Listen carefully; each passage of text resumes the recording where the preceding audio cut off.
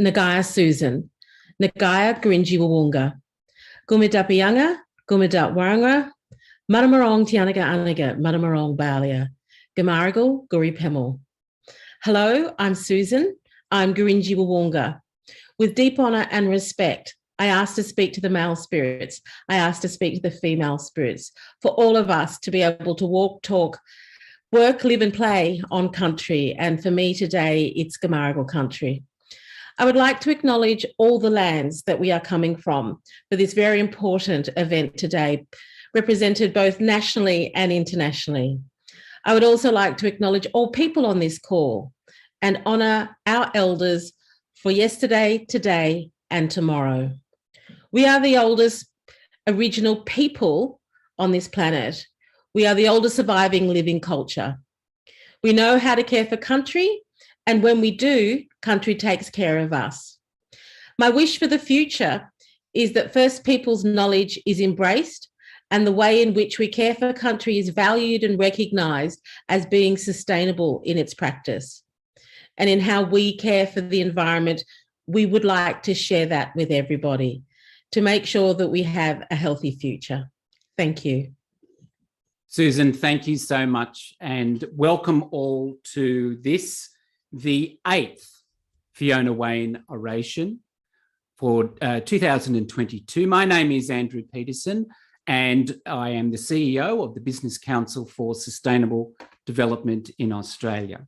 Again, thank you to Susan again, because she provided the welcome to country, or the acknowledgement of country rather, last year at our 30th anniversary, and we are very excited and honoured that she was able to come back to this year to provide the oration on what is a very important oration, a very international oration for the very first time.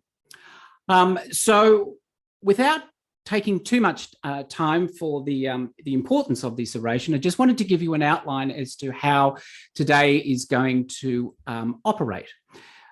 Firstly, we're going to hear from Maryna Saprykina of the CSR Ukraine, and then we will hear from Kimmo Lipponen from the Finnish Corporate Sustainability Business Network, one of the largest networks of corporate sustainability in the Nordic region.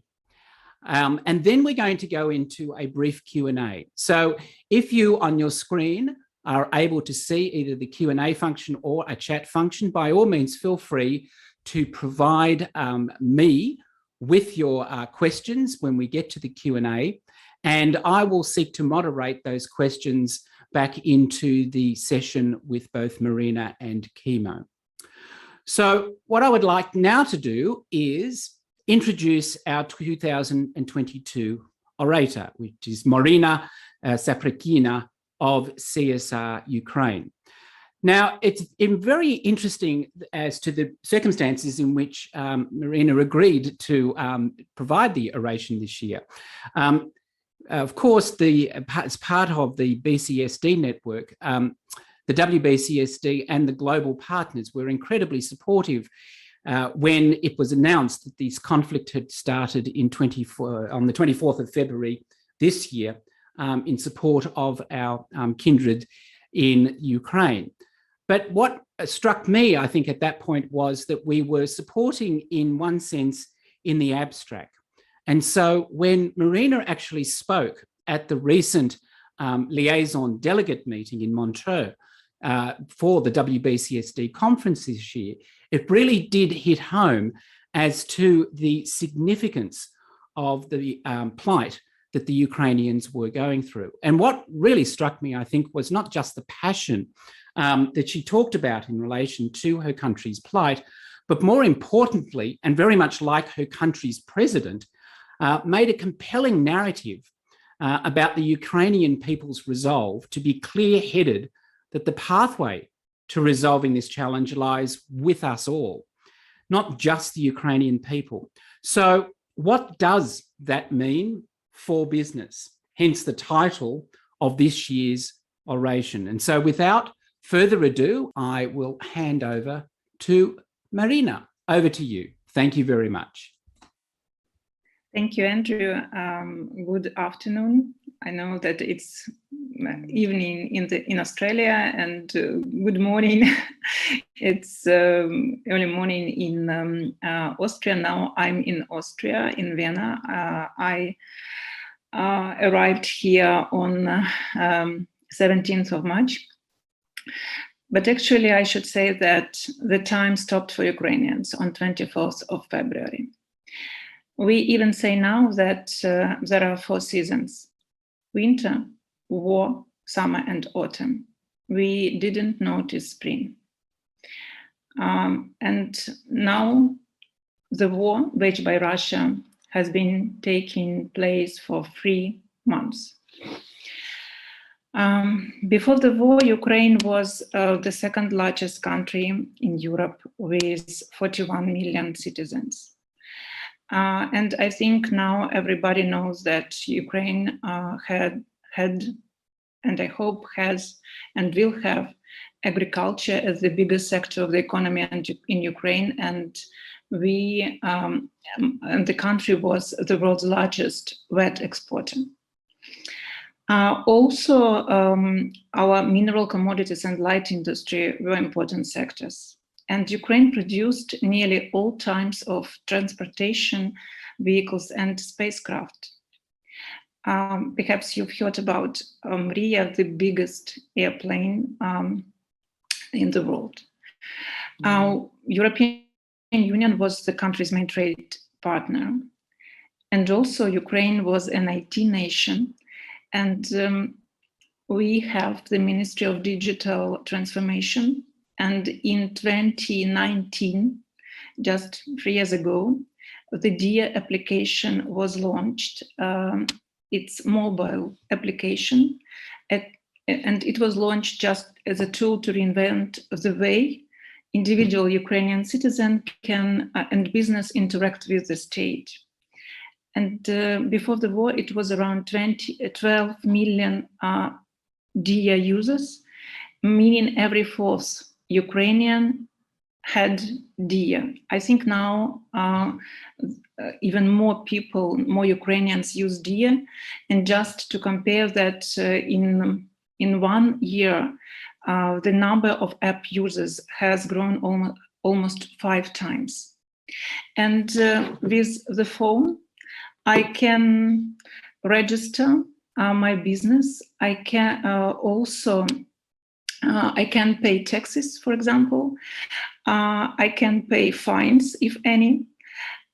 Also, in 1 year ago, Ukraine became the first nation in the world to accord digital passports the same legal status as the traditional paper counterparts for domestic use.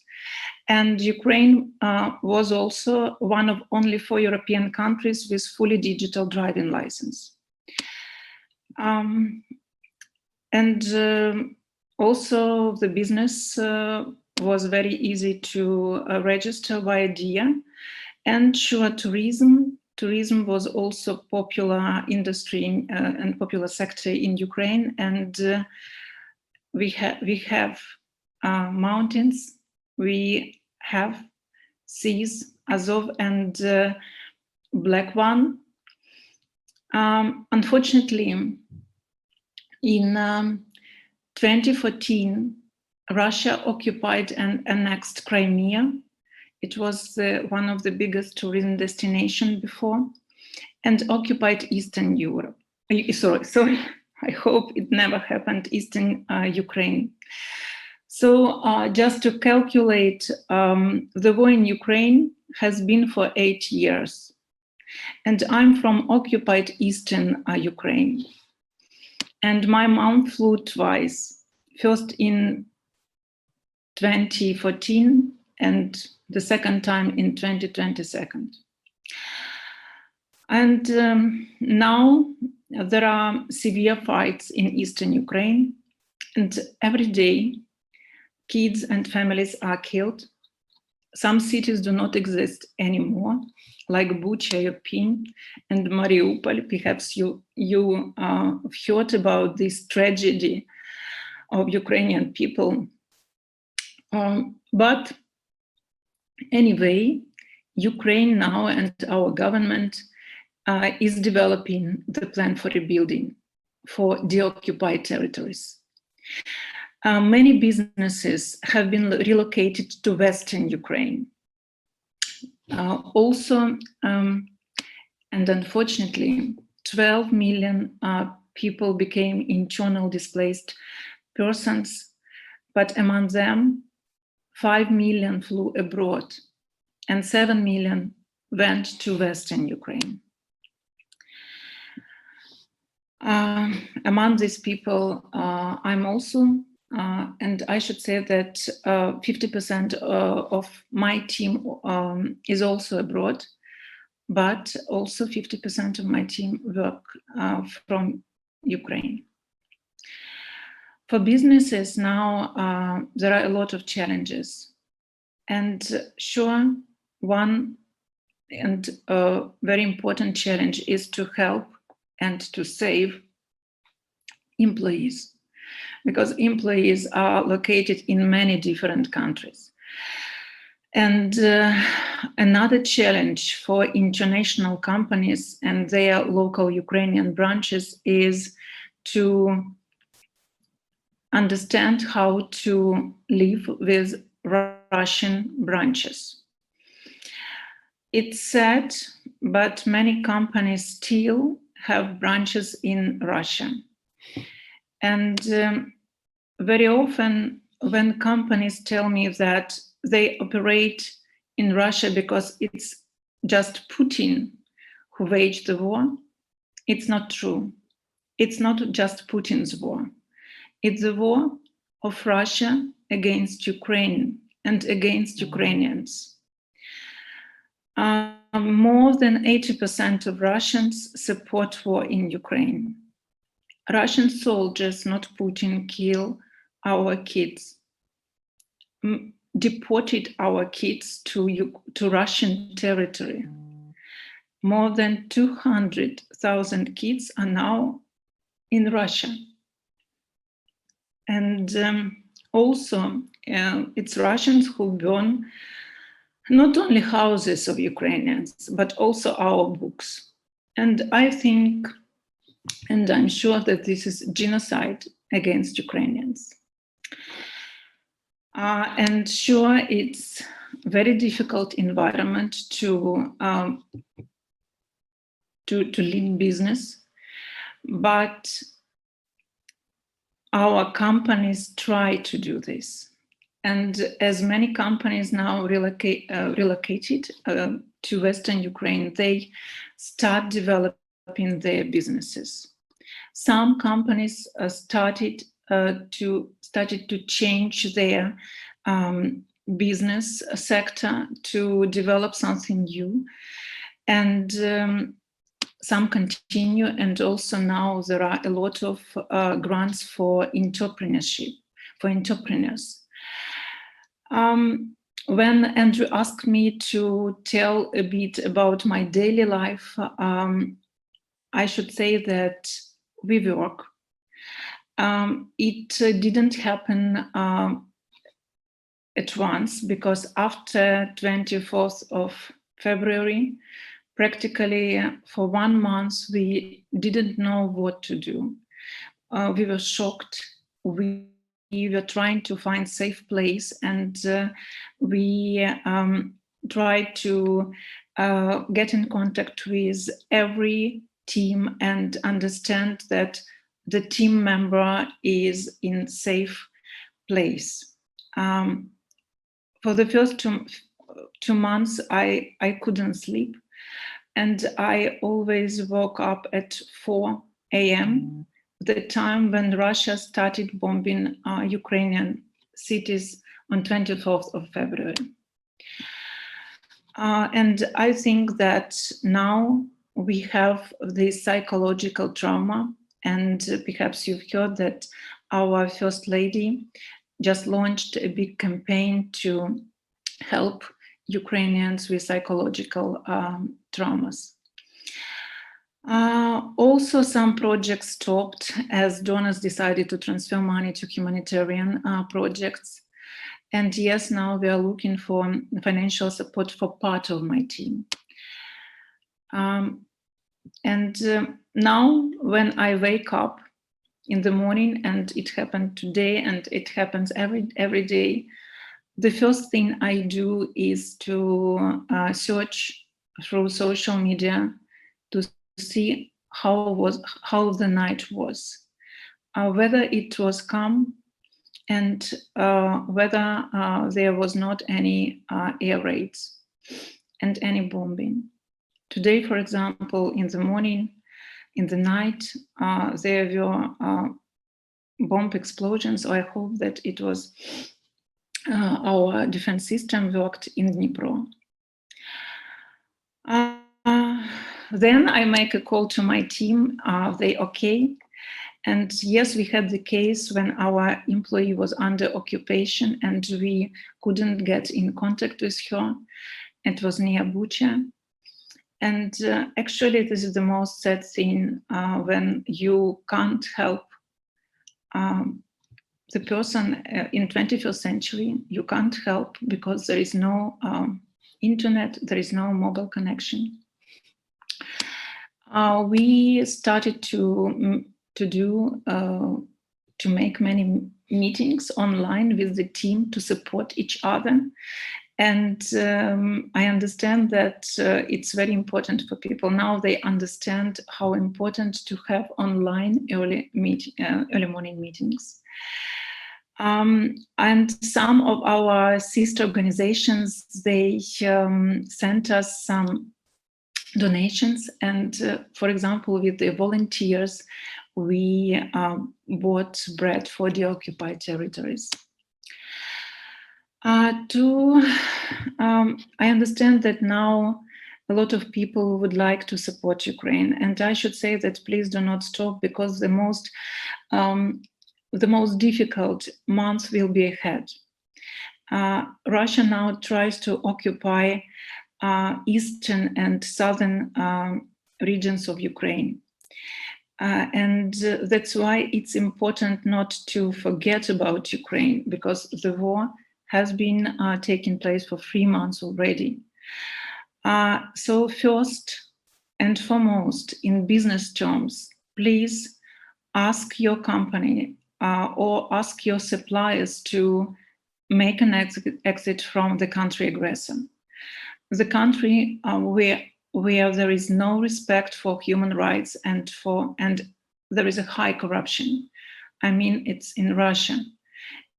And actually, for me, it's always a big surprise that after 2014, when Russia occupied and annexed Crimea and occupied eastern Ukraine, how business continued working there. What did they do with human rights due diligence, with anti-corruption compliance, etc.? So now it's very important to introduce due diligence among suppliers where they work. The second, it's very important to help Ukrainian companies to continue their work, especially for small and medium enterprises. You can integrate them in your supply chain, or you can help them to continue their operations. For example, one international foundation provided financial assistance to the clinics chain in Ukraine. And now the doctors of this clinic can provide their services free of charge for Ukrainians from the occupied territories. So they continue working and they continue helping people. Also, companies can provide grants for small and medium enterprises to buy equipment, etc., like Swedish Association now does, and help Ukrainians with good ideas to start their businesses. We are now, for example, working on collecting funds for women entrepreneurs, especially for those women who left Ukraine. And because you know that men are not allowed to leave Ukraine under martial law. And that's why a lot of refugees, I was talking about around 12 million people, but in general and 5 million left abroad are mostly women with kids. Another idea is to recruit Ukrainians in the countries where your companies operate. And here, Andrew, I would like to say you big thank you for offering paid internship for Ukrainians. It's very important. And please, if you can, help. And also now, together with our sustainability managers, we develop a kind of project to support sustainability managers in Ukraine.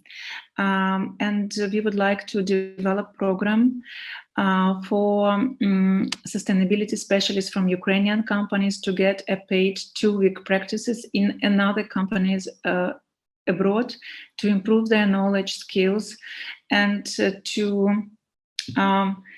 help them in this environment. Another part of this program is education. So we are looking for some free sustainability courses, or we try to make a kind of negotiations with some academies and institutions for free sustainability courses for Ukrainian sustainability professionals. So there are a lot of options to help to Ukraine. And if you are interested in some specific questions, I'm here and will be happy to answer them. Well, thank you very much, Maryna. And let's continue the conversation for a few moments and move to Finland. And we'll welcome back Maryna in just a moment, but we're going to hear from Kimmo, who is my equivalent in Finland, and a very interesting insight into a country that has traditionally not been part of the Security Pact of the European Union, but has recently indicated that it's going to be so.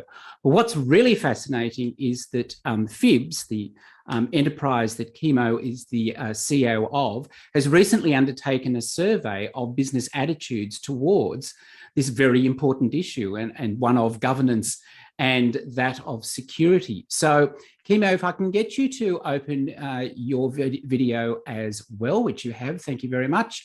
I will stop the share and I will hand the floor over to you. Thank you very much, first of all, for the invitation to be in this great Fiona Wain Oration event. It's a great honor, and was very, very pleased and happy to hear Susan's greetings from the first people, and especially now hearing the touching words of Maryna from Vienna, talking about from the hearts and souls of Ukrainian people. So deepest sympathies to Ukraine and the issues you are dealing with. It cannot be described with words. I fully understand that. Few words of before we go to the actual results of the small study we made recently on the topic of dealing with conflicts in the business world. Just a few background info on Finland and the situation, how it's been. Australia is quite far away from here, so just to get the location and geographics and political situation correct in the background. So Finland is a very small country by population of 5.5 million people as part of the Nordic countries next to Sweden, Norway, but next to Russia as well. We have a very long common border with Russia, just like Ukraine does, only on the north part of Europe. So our common border with Russia is approximately 1,300 kilometers, meaning more than 800 miles. So you can understand that the war and the situation and the relationship with Russia touches us quite a bit as well politically, security-wise, and also business-wise.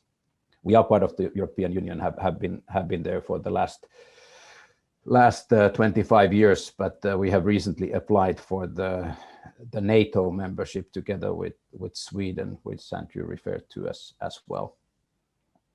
But to make the long story short, we have our, let's say, personal dealings with the Soviet Russia as well. We fought our wars a while ago in 1939, we had a so-called winter war which lasted 105 days, and were luckily, our grandparents were luckily able to fight back at that time, and wish the same spirit also for the Ukrainians. Both of my grandfathers were fighting in that war, and as Maryna was very well saying, that this is not only a economical or physical or political issue. This is more or less also a mental and psychological issue, and all the support we can give psychologically is important. At least I feel that way.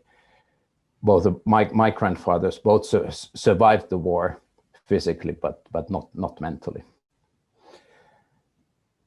But going to the topic at hand, so how businesses are dealing with the conflicts and the situation at hand.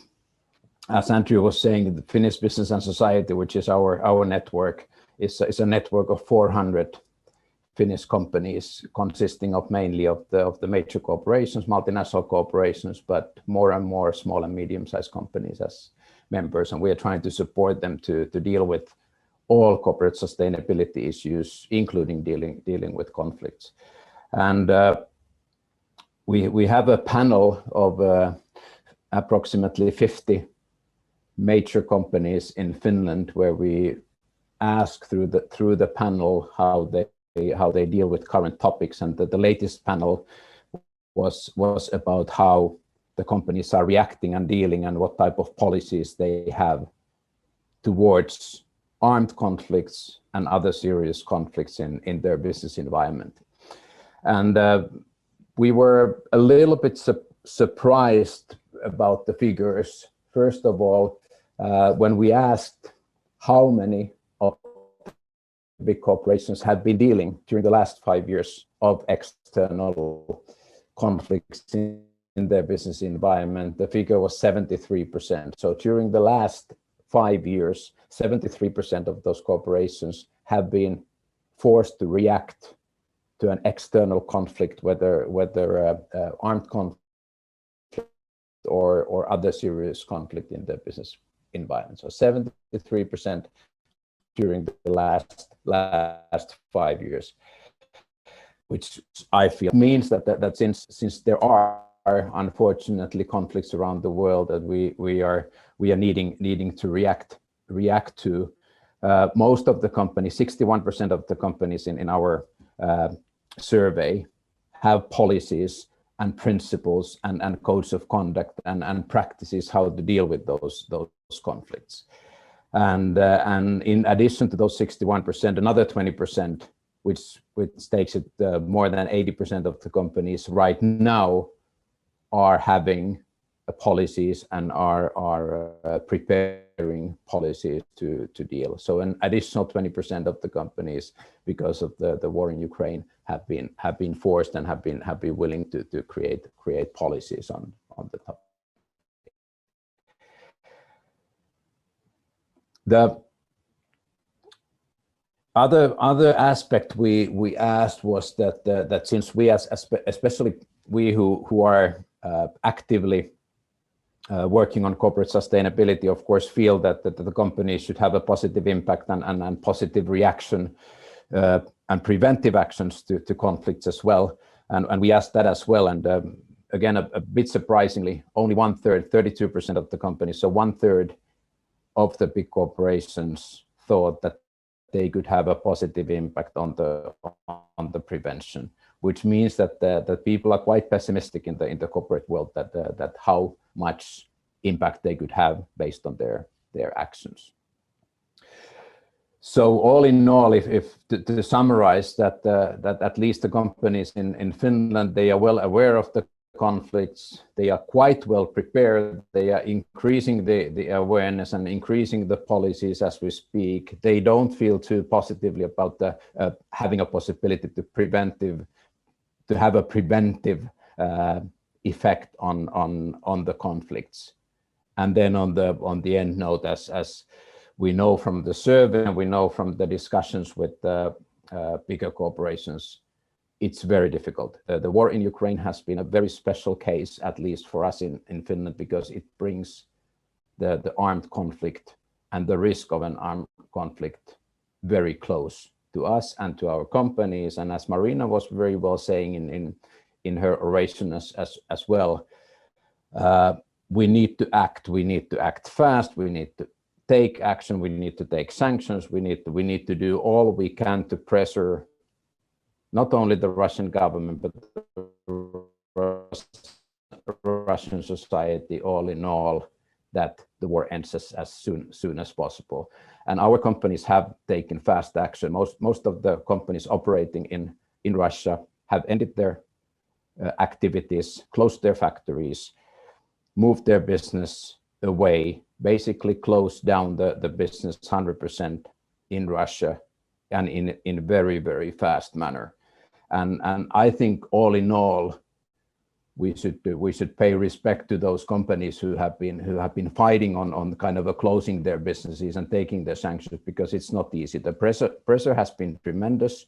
We have stories of pressure from the Russian government, so that the people who are taking action, closing the factories, closing their businesses, are threatened with the jail sentences of 15 to 20 years for their senior managers. So you can imagine that if you are a senior manager, board member, CEO in a company, and you have a subsidiary in a country like Russia, you are closing down the business, and your key managers are pressured to have a very long jail sentence. It does not make the decision making exactly easy. But from our part, our president Sauli Niinistö said a while ago that we have had very long history with Russia. It's been difficult, but it's also been a commercial relationship and the trade relationship. And how our president put it, he said when the war began that the masks from the Russian part have been now removed, and now requires the action what at least our companies and our business world and our politicians are ready to make.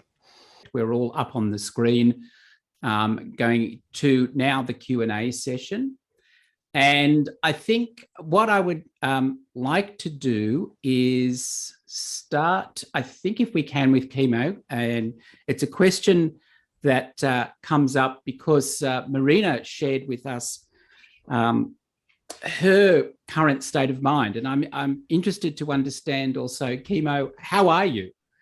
How are you handling what's going on at the moment with what is a very dramatic circumstance that is, from an Australian's perspective, totally disconnected? I mean, we all went through COVID together. We're all going through the impact of economic shifts that are quite dramatic, but nobody in Australia, and least of all Andrew Peterson, it's the CEO of BCSD Australia, can understand what is the mindset of a BCSD CEO colleague at the moment in what's going on in your part of the world. So how are you handling it? Are you finding it a struggle as well?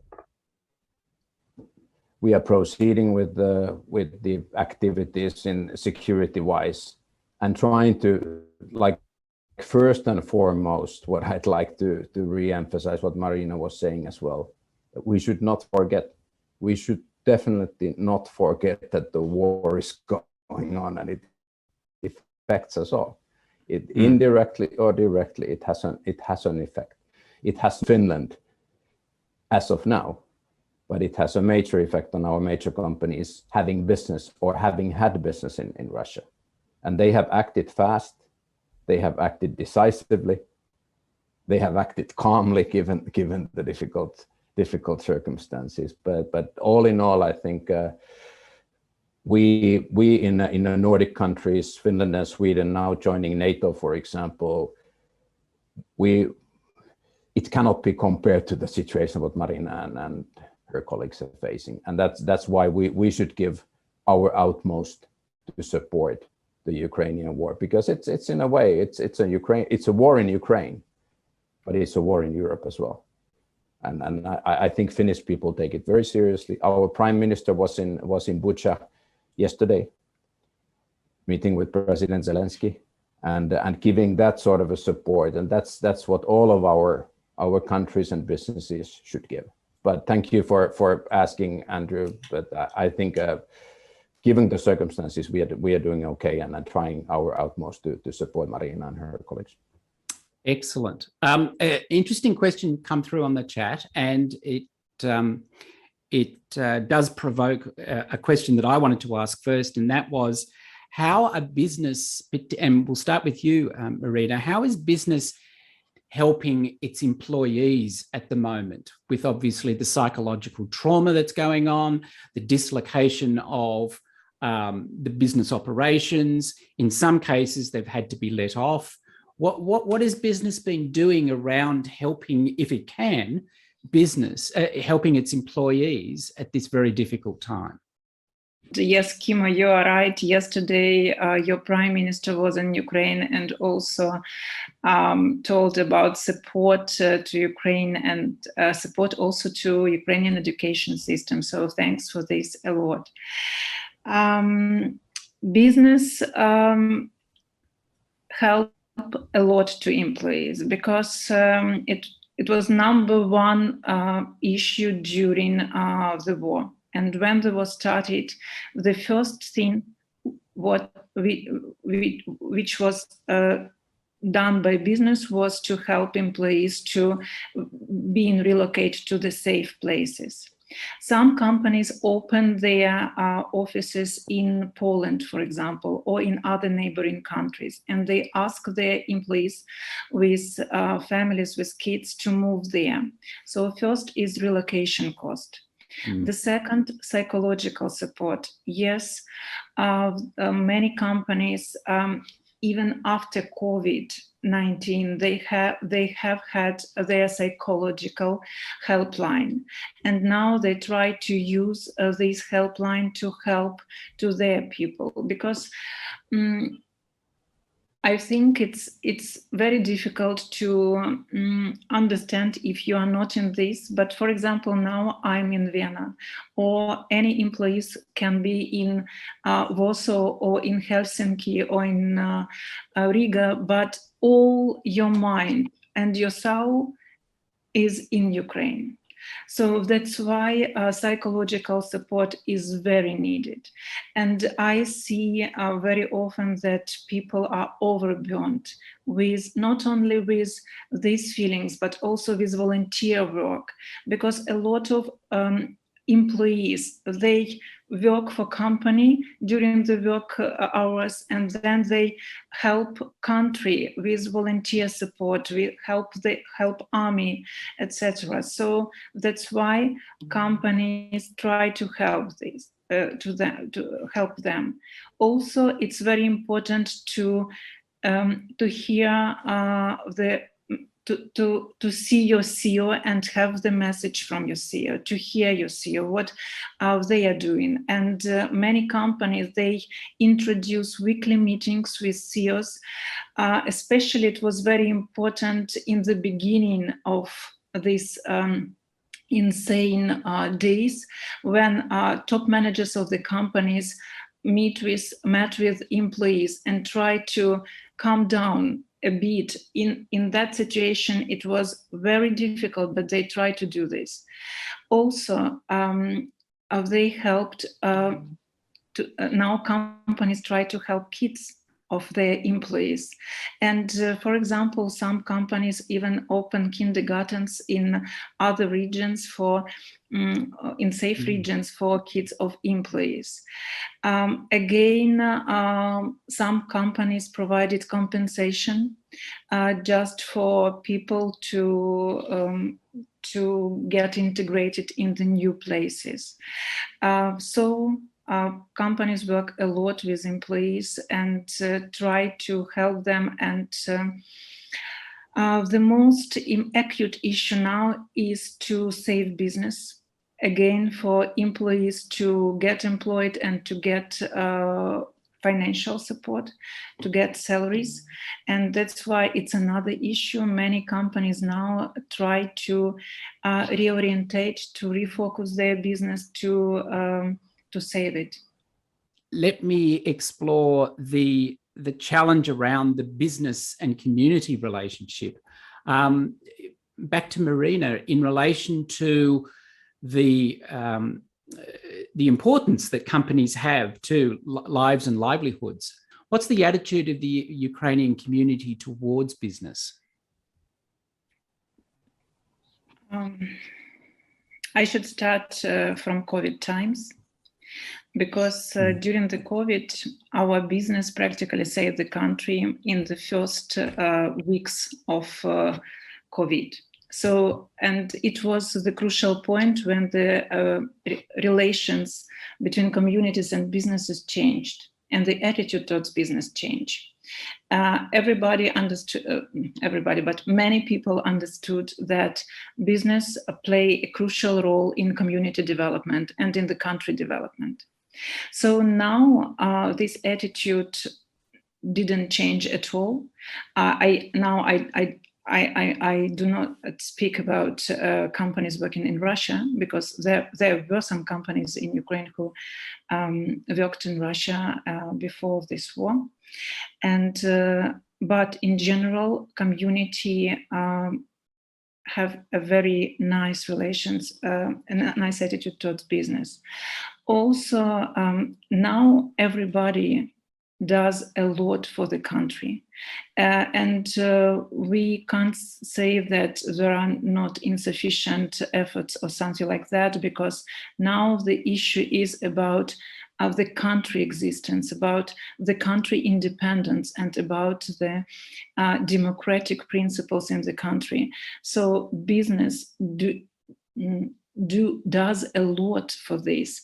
And just a small example, Ukrainian company, IT company MacPo, it has application in Apple, I think one of the best one. Yesterday they invested $1 million to the Ivano-Frankivsk Promprilat plant.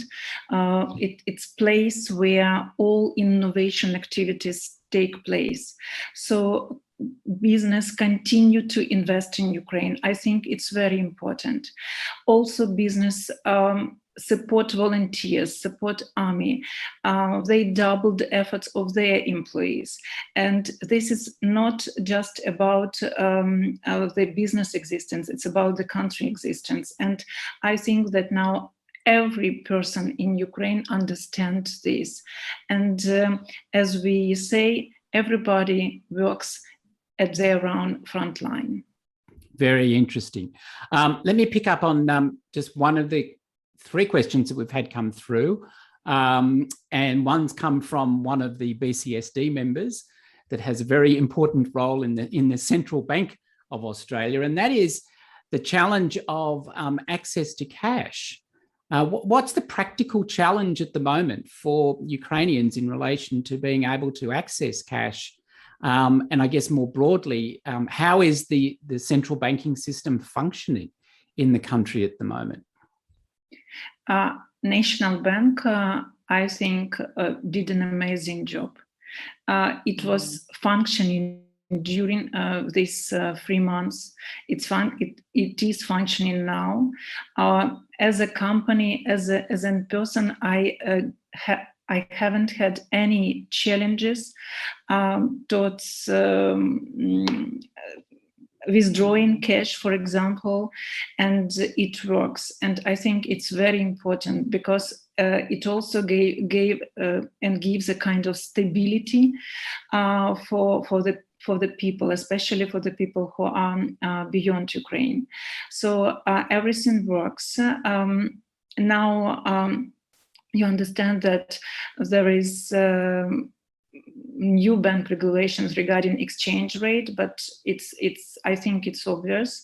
But all businesses, all citizens, they have access to cash, but not in occupied territories, because it's much difficult to have cash there for sure. But even, for example, pensions, these people who are in occupied territories, they can get their pension when they come to Ukraine, let's say, not to Ukraine, but to the occupied territories, or when their territory will be deoccupied. So banking system works. So complicated. Oh gosh. Let me last question, and I'll start with Chemo first. Where do you find hope in all of this? Where do you think is not necessarily the solution for the conflict, but where could one, whether it's an individual, whether it's a business, whether it's government, find the hope in some sort of outcome from this terrible situation? Chemo, firstly to you. I think there are two levels. On a personal level, I find it very inspiring that during these type of conflicts, that the businesses and the civil society, the third sector and the public sector come together, that they can unite and they can take action, whether it's in a supporting the, for example, in our case, I'm a president of a local football club, and we have one of our main sponsors who is paying all the fees of Ukrainian young kids playing in our club. We have 100 Ukrainian young football players in our club who are playing for free because of the support of a corporate sponsor. And that's just a small example of how like people are getting together and trying to do what they can in a small and bigger way.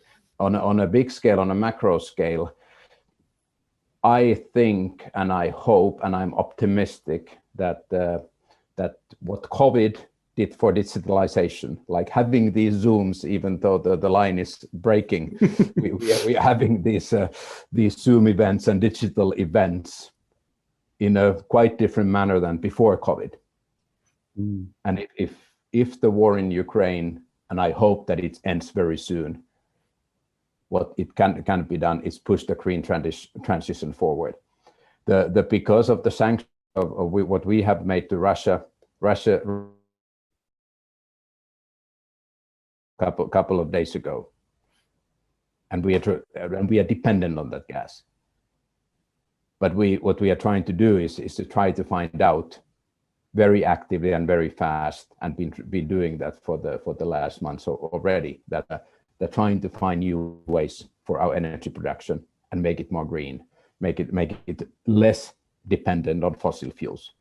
And if that can happen, it's a small thing probably for the green transition. At least I hope so. No, absolutely.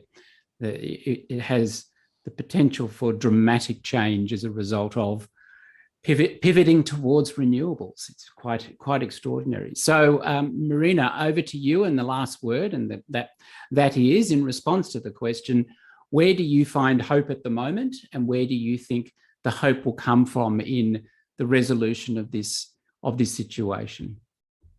We believe in the army of Ukraine, and it gives us hope.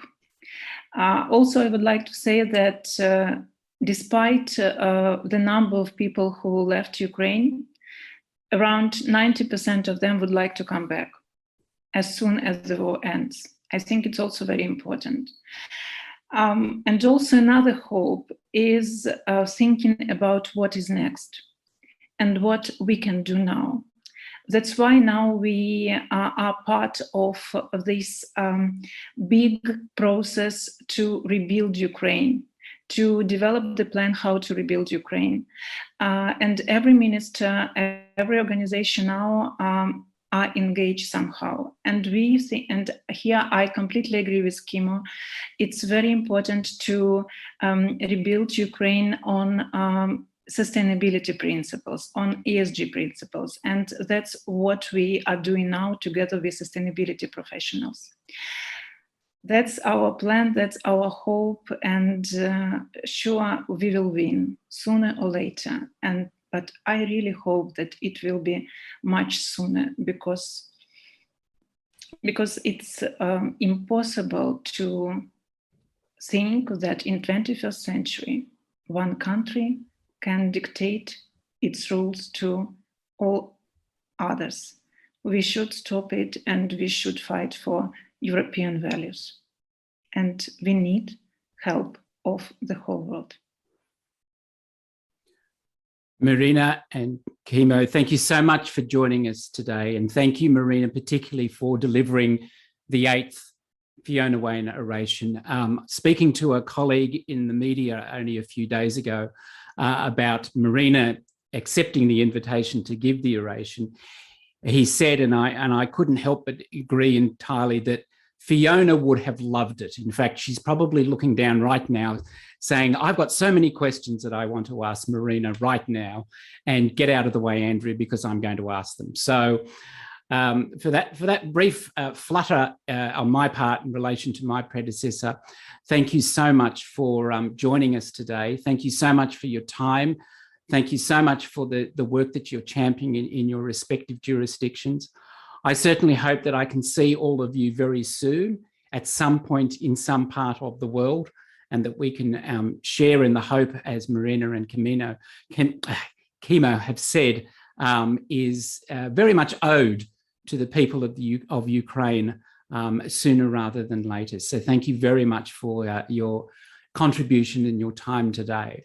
Let me move quickly to the end, and before I go, let me remind you all that the BCSD Australia is currently undertaking a business mindset survey, which is rather appropriate given the conversation that we've just been having with Maryna and Kimo. And you still have time to actually provide your input into that particular survey.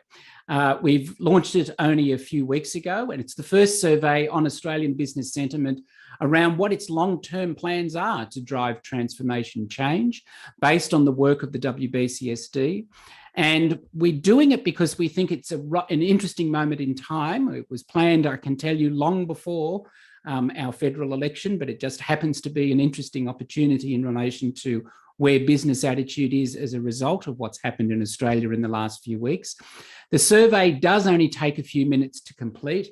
It is still open until 5 p.m. on Monday, and it can be accessed via our website, or hopefully via a link that's being provided in the chat function. Thank you so much, Ross, for doing that. And the findings will be revealed and discussed at the BCSD A snapshot briefing at 12 p.m. on 9 June 2022. Registration will be via the website or through the follow-up email to today's oration, which you will receive, I think it goes through tomorrow afternoon. But for now, so thank you all so very much for joining us. Again, thank you to Maryna and to Kimo for their contribution. Thank you so much to Maryna in particular for taking the time to share what is both a very business but also very personal challenge that is going on at this very moment.